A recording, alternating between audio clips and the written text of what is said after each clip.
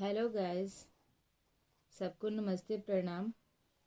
हम आप लोग को बहुत ही प्यारा एक गीत सुनाने जा रहे हैं जो कि आपको पसंद आएगा, तो लाइक कमेंट और सब्सक्राइब कीजिएगा।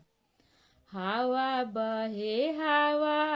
बहे पूरवैया, बहे हो गर्दा उड़ी के पलंग पर, पड़े हो गर्दा उड़ी के पलंग पर, पड़े हो गर्दा।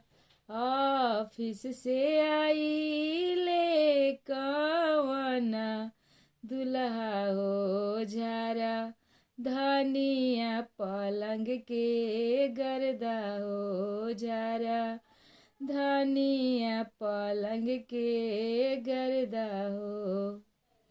आता ना दहेजवा पापा हमर दिले, बाड़े हो तबो काहे नौकरनिए बननी हो तबो, बेटी नौकरनिए बनली हो।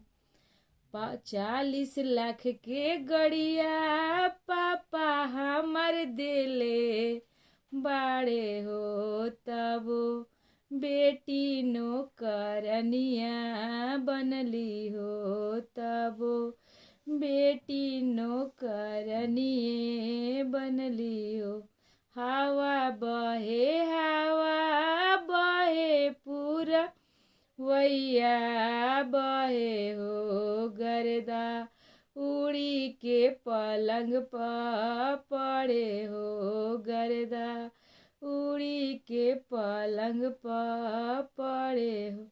चैन अंगूठिया मम्मी दहेजवा देली हो तबो, बेटी नौकरनिए बनली हो तबो, बेटी नौकरनिया बनली हो।